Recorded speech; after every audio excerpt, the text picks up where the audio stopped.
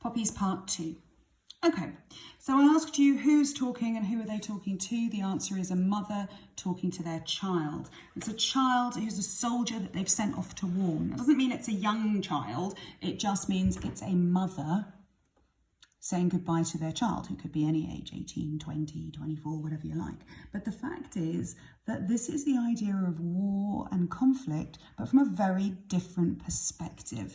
Okay, so what makes this poem interesting is the choice of perspective. Okay, and that is the perspective of a parent. Okay. So we're going to go back. We're already going to say about Poppies, Armistice Sunday, that's Remembrance Day. Okay, so if I was to ask you what Jane Weir thinks of when she thinks of soldiers and war, it would be pretty obvious that she thinks about death and loss, certainly in the forms of this poem. We're going to go through 3 days before Armistice Sunday, and poppies have already been placed on individual war graves. Why individual? Why that adjective? That adjective is because it makes it personal. Okay, individual war graves, not random soldiers, but this is families mourning the individuals that they have lost. It then goes from, it zooms in on you. Before you left, I pinned one onto your lapel, around your blazer. This is where who's talking and who's talking to.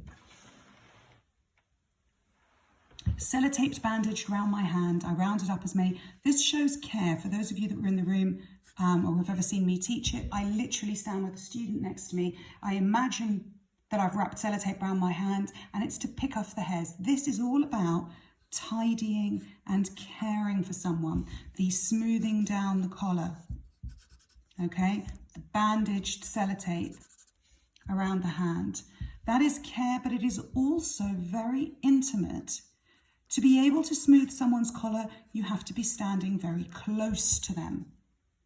Okay, I wanted to graze my nose at the top of your nose. I wanted to.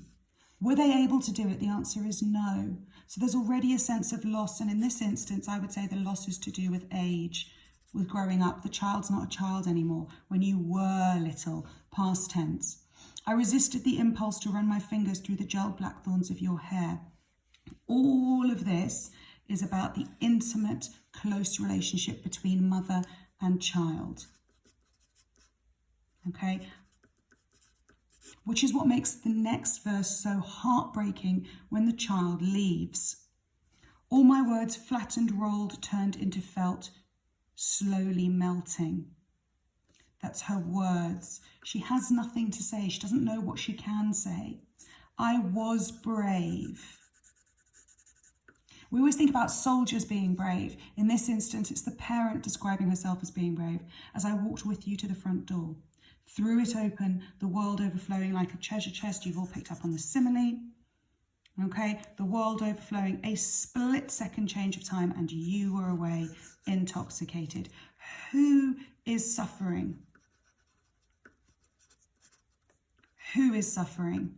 The answer is the parent, not the child. After you'd gone, I went into your bedroom and released a songbird from its cage. Do you think there was an actual songbird in an actual cage in that room?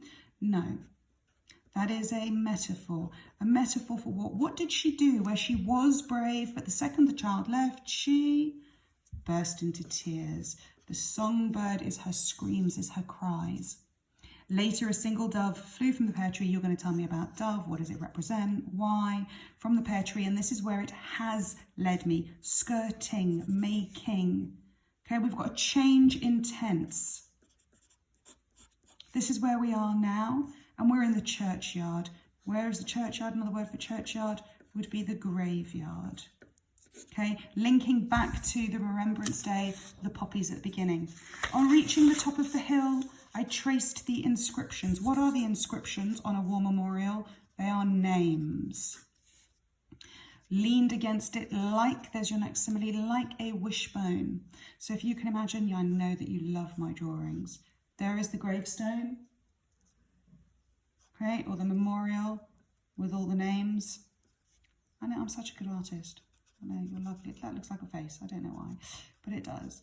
And she is leaning against it.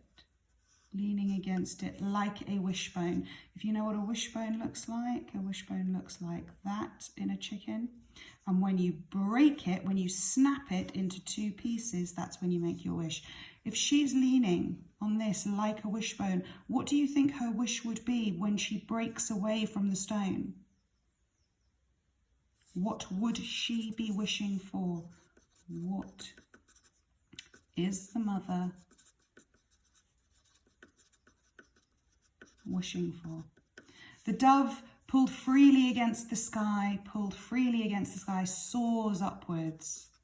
An ornamental stitch. I listened, past tense again, hoping to hear. Do you think she's going to hear her child's voice ever again?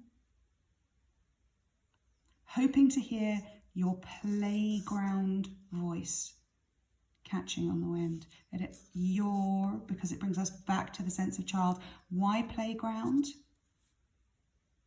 The idea of innocence, youth, what they used to have before the world was so exciting and the child got torn away to war.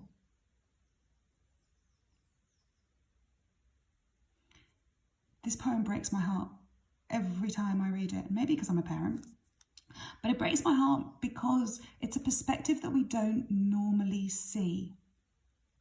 And so now you have to ask yourself, is this to do with power or is it to do with conflict? Is it power or conflict? If I asked you to write me an essay on the effects on people, effects of conflict on people,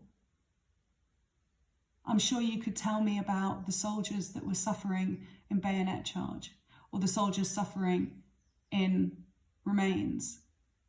But could you compare that with a parent's loss and a parent's suffering?